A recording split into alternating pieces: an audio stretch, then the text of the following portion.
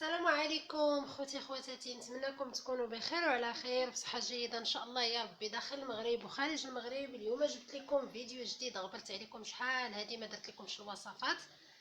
اليوم جبت لكم هاد الوصفه ديال البرد ديال الوليدات اللي هما راكم عارفين هاد البرد هاد العام جا قاصح تبارك الله.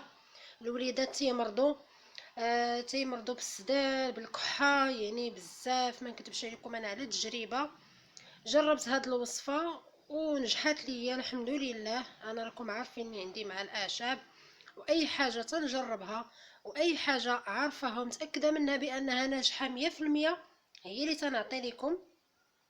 هاد الوصفه زوينه، واخا ناقصينها بعض الاعشاب ما كانوش متوفرين عندي، ولكن هادو يعني كافيين باش تنجح لكم الوصفه ان شاء الله. ديروها لوليداتكم، ما تحتاجوا لا طبيب لا والو. الوليد عندي الصغير ضاق فيه التنفس، يعني كنت ديتو للسبيطار كانوا غيشدوه ليا. ما نكذبش عليكم، دازت عليا واحد الليله ربي سبحانه وتعالى هو اللي نورني.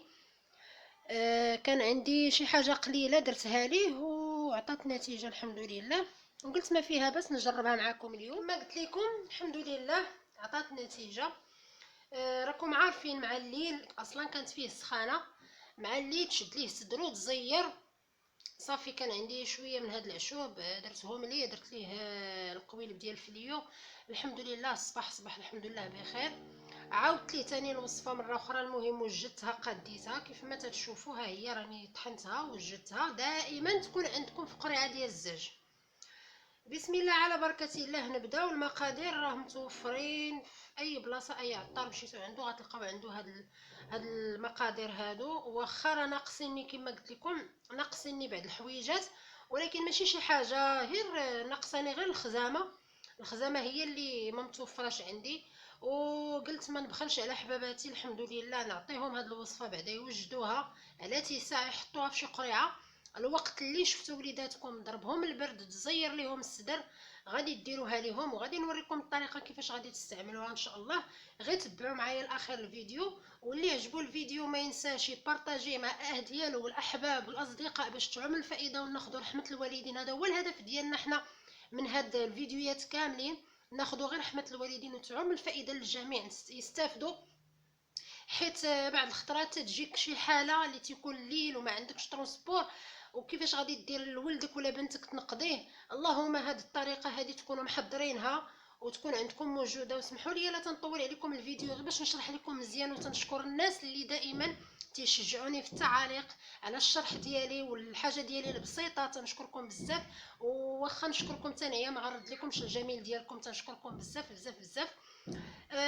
كما قلت لكم دائما تكون عندكم موجوده. وتبارك الله زيت العود راه كاينه متوفره في اي بيت، دائما يكون عندكم واحد شويه تكونوا مخبيينه.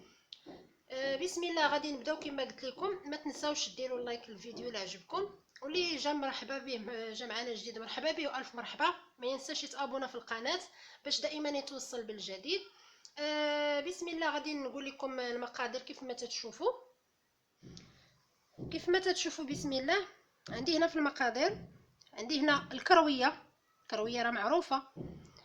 كما سبق ليا وكنت قلتها لكم في واحد الحفل، قلت لكم ديروها مع النافع البلدي في المطايب وشربوها، راه مزيانه للمصارن، مزيانه للوجع، مزيانه بزاف ديال الحوايج. الكرويه والنافع البلدي لا منفعتكم ما غضركمش. كما تشوفوا الكرويه عندي هنا فليو، انا فليو واخداه خضر وميبساه على يديا ومفرتاه ودايره في قرعه ديال الزاج وقت ما احتاجيته. هنا راه كاين فليو وكاينه معاهم مرد الدوش ومعاهم كذلك مرسيطه. كل واحد شنو تيقول لها، تنقولوا لها مرسيطه، وكاين اللي تيقول لها ما عقلتش الاسم ديالها الاخر. المهم نتفكروا ان شاء الله ونقولوا لكم. راه مرسيطه راه تدار في الخبز، تيديروها في الخبز مع البصله ومع العشوب.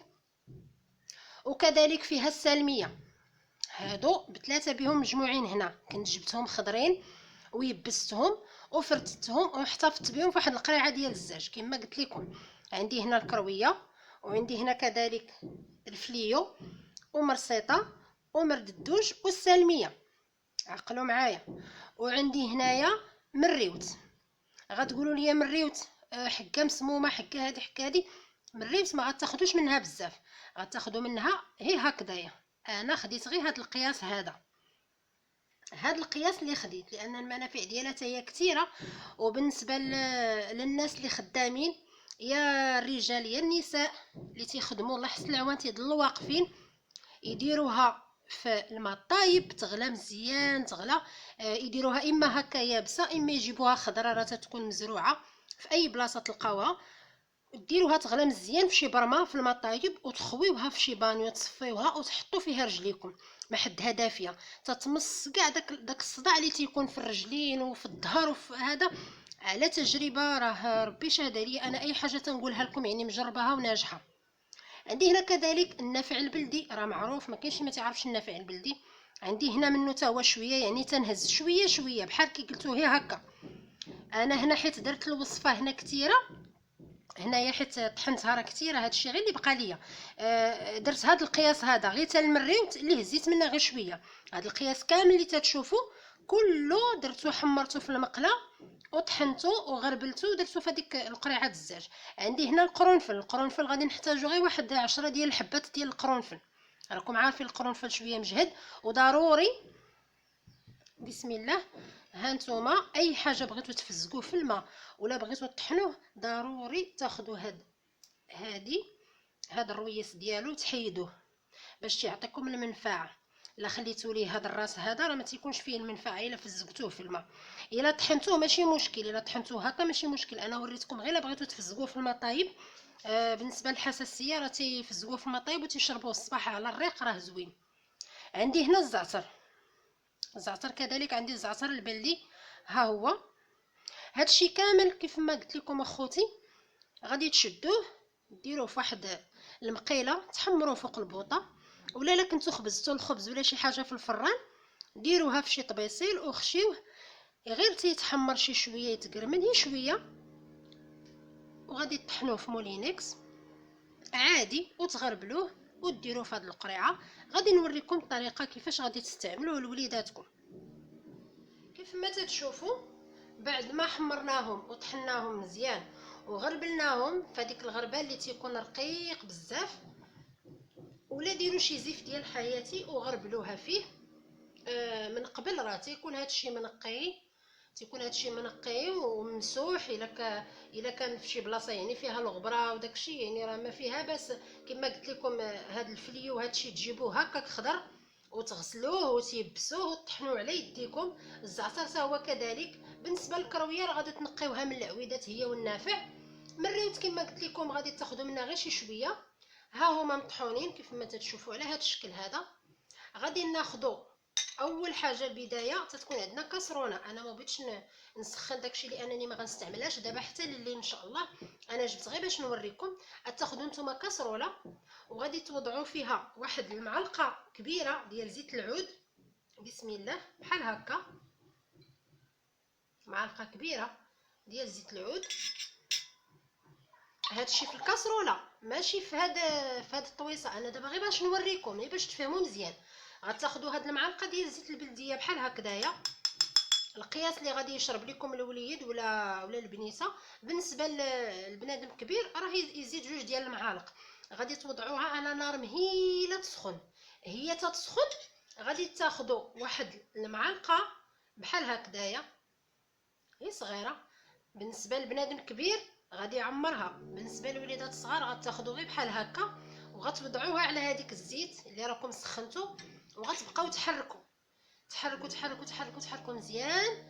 الوليد تيكون حداكم تتبداو تهزوا بالمعلقه وتعطيوه يشرب بالمعلقه ويشرب. الا شفتوه بحال جاتو الترويعه بحال باغي يتروع تتكونوا حاطين حداكم كنينيكس تتشوفوا باغي يتروع تتخليوه تديروا كنينيكس في يديكم تتخشيوه في الفم وتجبدوا داكشي اللي تيروعو تيخرج تيبدا يخرج داكشي بحال السلوكه تيخرج من النيف ومن الفم.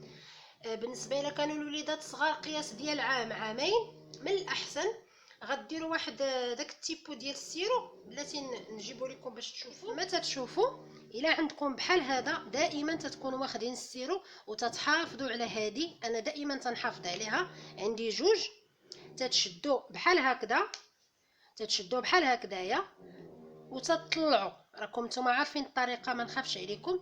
تطلعوا بحال هكا، حيت عندها واحد الفيم عندها صغير يعني كبير شي شويه، غيطلع لكم هادو حيت غيكون مطحون صافي. وغادي ديروه في الحلق ديال الوليد ولا البنيه وتوركوا عليه هكا باش يدخل ليه مع فمه. كيف ما قلت لكم، هو منين غادي يشربوا راه غادي يروعوا شي شويه، يعني منين غيخرج لكم داكشي اللي في الصدر. حيت الوليدات الصغار قياس عام عامين ما تيعرفوش يخرجوا، حنا مازال الكبار تنعرفوا نخرجوا، هما ما تيعرفوش. غادي تكونوا كما قلت لكم دايرين فوطه ولا كنينيكس حداكم، هو تيطروع وانتم تتعاونوا، يعني تديروا اصبعكم بكنينيكس وتتجروا هذاك الشيء اللي تيبدا يخرج ليه. تبعوها 3 ايام اخوتي، وتفكروني بان وليداتكم ان شاء الله ما غيبقاو يحتاجوا لا انتيبيوتيك لا ستيرويات لا حتى شي حاجه. هادشي صحي. ومن بعد فين ما تحسوا به تخنق ولا شي حاجه، حاولوا تاخذوا زيت العود دفيوها شي شويه، قطروها ليهم في نيوفهم، وكذلك ديروها ليهم في هذا التيبو هذا ويشربوها. راه غزاله، راه ما نكذبش عليكم اخوتي، راه هاد الوصفه اللي عطيتكم راه مجربه وناجحه 100%. تبعوها 3 ايام كما قلت لكم، كل ليله في الليل ديروا هذه الطريقه، وليداتكم ان شاء الله غادي ينعسوا بخير وعلى خير. وتكونوا حاطين حداكم شي شميعه ولا شي البوطه الصغيره بحال هكا، عودوا سخنوا يديكم بالزيت وكمدوا ليهم الصدر ديالهم، وحزموه ليهم بشي صماط ولا بشي زيف ولا بشي حاجه. الصباح ان شاء الله غيصبحوا بخير. نتمنى الفيديو ديالي يعجبكم، ونتمنى نكون فدتكم ولو غير بشي شويه. ودعيو معايا برحمه ديال الوالدين، وما تنساونيش التعاليق اللي عجبته الوصفه، ولا اللي ما فهمش شي حاجه يخلي لي السؤال. مرحبا والف مرحبا، دائما انا في الخدمه. واللي تيتواصل معايا في الاخضر كذلك مرحبا به، لما فهمش شي حاجه نفهمها ليه. ونتلاقاو ان شاء الله في فيديو جديد في وصفه جديده. تبارك الله عليكم، والسلام عليكم ورحمه الله تعالى وبركاته.